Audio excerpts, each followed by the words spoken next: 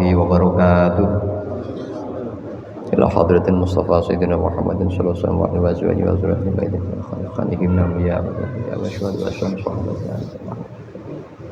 خصوصا سلطان الشيخ عبد القادر الجيلاني قدس الله مصنف هذا الكتاب بين نواوي الشيخ يحيى شرف الدين النووي أن الله الكريم يدعو علينا بركاته وأسفل وأنواع المؤمنين بدار الشيخ لله لهم الفاتحة. أعوذ بالله من الشيطان الرجيم. بسم الله الرحمن الرحيم. الحمد لله رب العالمين الرحمن الرحيم مالك يوم الدين إياك نعبد وإياك نستعين اهدنا الصراط المستقيم صراط الذين أنعمت عليهم غير المغضوب عليهم ولا الضالين. Jamaah sholat duhur yang dirahmati Allah Subhanahu wa taala. Mari sama-sama kita lanjutkan kajian siang kita hari ini, yakni kajian kitab Arba'in Nawawi. Hari ini kita sudah sampai hadis yang ke-31. Bismillahirrahmanirrahim. Al-haditsul hadi wassalasun. Hadis 31. An Abil Abbas, dari sahabat Abil Abbas, kunyahnya Abil Abbas, yang punya nama Sahl bin Sa'di Sa'idi radhiyallahu anhu. Nama aslinya adalah Sahal bin Sa'ad As-Sa'idi. Semoga Allah meridhoi atas sahabat Abil Abbas. Qala, berkata sahabat Ibni Abbas, Abil Abbas, Ja'a rajulun ilan Nabi sallallahu alaihi wasallam. Ja'a, datang seorang lelaki kepada Nabi Muhammad sallallahu alaihi wasallam. Jadi ini ada seorang lelaki mendatangi Rasulullah sallallahu alaihi wasallam. Faqala, kemudian berkata lelaki tersebut, Ya Rasulullah, wahai utusan Allah, dullani ala amalin idza amiltuhu ahabbani Allahu wa ahabbani an-nas. Dullani, berikanlah dalil petunjuk kepadaku atas amal-amal yang idza amiltuhu, ketika saya menjalankan amal-amal itu, perbuatan-perbuatan itu, maka ahabbani Allah, maka Allah akan mencintai saya, wa ahabbani nas, dan orang-orang juga mencintai saya. Nah, ini pertanyaannya cakep lah. Jadi seorang ini mendatangi Rasulullah, lalu punya hajat untuk bertanya sesuatu, perkara-perkara, amal-amal, yang amal-amal itu kalau saya kerjakan maka Allah akan mencintai saya, dan juga manusia akan mencintai saya. Itu amalnya apa? Nah, kira-kira gitu. Kalau saya ngamal ini pasti Allah suka sama saya, juga manusia suka sama saya. Bernas ya, pertanyaannya bernas. Faqala, maka Rasul menjawab, izhad fid dunya yuhibbakallah. Nah, izhad fid dunya yuhibbakallah, wazhad fima indan nas yuhibbakan nas. Nah, ini dua amal ini kalau dikerjakan, kata Rasul, maka Allah pasti mencintai kamu, dan manusia juga pasti mencintai kamu. Ini jawabannya Rasul. Jawabannya juga enteng, cekak, aos, tapi bernas juga. Nah gitu. Izhad, zuhudlah, berperilaku zuhudlah kamu, fit dunia, di dalam dunia. Yuhibbakallah, maka Allah pasti akan mencintai kamu. Nah, gitu. Jadi kata Rasul, kalau kamu ingin cintai Allah, izhad fit dunia, berzuhudlah kepada perkara-perkara dunia. Wazhad fima indan nas, dan berlaku zuhudlah terhadap sesuatu yang ada di dalam manusia. Yuhibbakan nas, maka maka manusia juga akan mencintai kamu. Nah ini haditsun hasanun, hadis hasan, rawahu Ibnu Majah, diriwayatkan Ibnu Majah, wa ghairi, bi asanid hasanah, dengan sanad yang hasan. Jamaah sekalian, di sini sangat sederhana jawaban Rasul, yakni izhad fid dunya yuhibbakallah. Berperilakulah zuhud di dunia ini. Nah, zuhud ini banyak ulama yang menyatakan dan memberikan keterangan, bukan berarti zuhud itu tidak mau dunia. Jadi kalau zuhud maka kita tidak butuh dunia, maka kita pakaiannya compang-camping, maka kita tidak mau makan, maka kita baunya apa namanya, bau apek gitu ya. Bukan itu ciri-ciri zuhud. Ulama-ulama zuhud itu adalah kita tidak kumantil ya, kita tidak apa ya, kumantil itu ya, tidak menta'alluqkan hidup kita ini kepada duniawi. Bukan tidak mau dunia, tapi kita tidak disetir oleh dunia. Kita tidak dikendalikan oleh dunia. Bisa jadi orang itu kaya, cukup, ya kan, hartanya banyak, tapi dia dengan hartanya itu tidak disetir.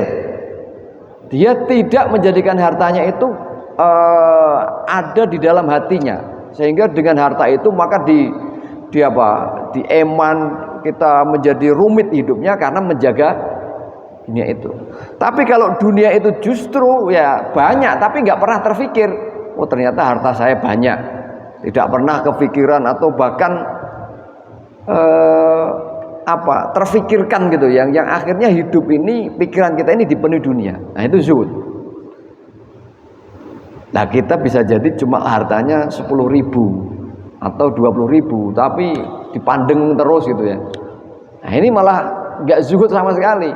Nah beda ada orang duitnya banyak, mobil juga banyak, tapi nggak ada terfikir.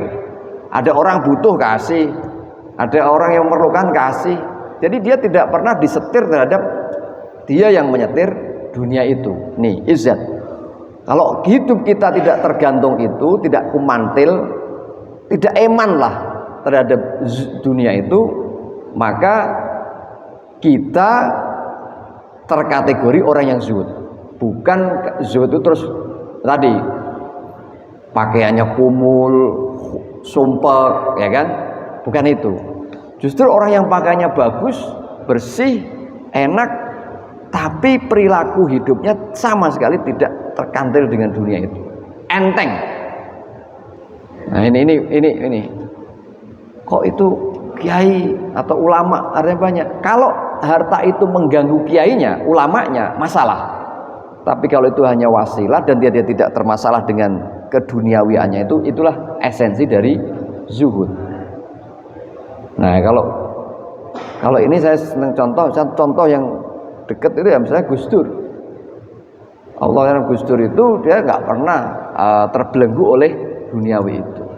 Bahkan ketika habis seminar dapat uang honor, ada orang datang butuh ya dikasih aja, nggak pernah ngitung. Nah itu.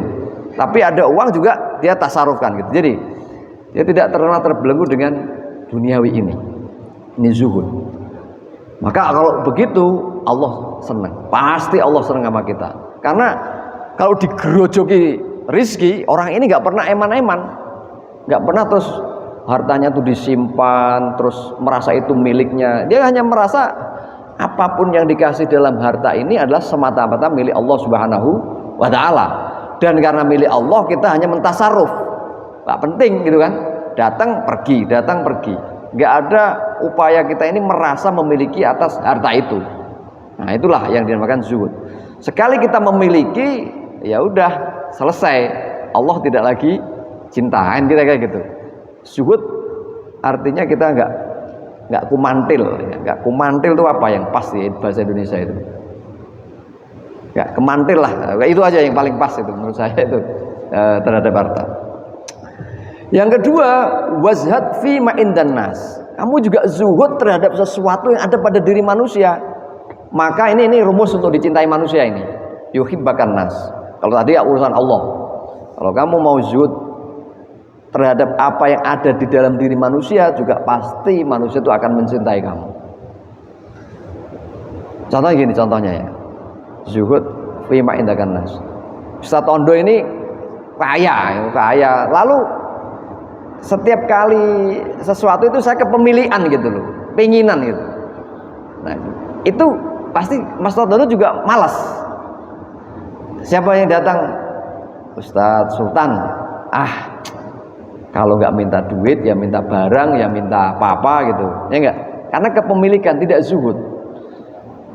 Beda kalau datang Ustadz Tondo yang itu, meskipun Ustadz Tondo itu lagi ibaratnya pas habis panen, ya kan, panen raya, duitnya banyak, para yang bayar lagi seneng, mangga berjejer, tapi meskipun mangga banyak, dia sama sekali nggak kemecer gitu kan, mangganya dibagi saya lah gitu, enggak, ya kan, enggak, kebutuh, zuhud. Tapi kalau orang yang begitu, biasanya malah watak manusia, mangga saya banyak kok, orang ini kok bisa nahan ya, nggak kepengin sama sekali. Malah si manusia itu malah terbersit untuk mengasih. Ustaz Tondo mau mangga nggak? Doyan nggak? Ya doyan. Mau ambil. Tapi kalau malah dari awal, itu mangga banyak bu di Bekasi, bisa jadi ngasih tapi juga penuh. Ini orang belum apa-apa udah minta, bener nggak? Tapi kalau malah nahan, dikasih.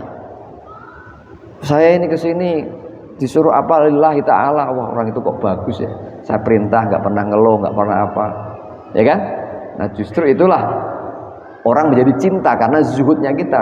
Seolah-olah hubungan kita dengan manusia lain itu bukan hubungan kepentingan, kayak gitu, ya enggak?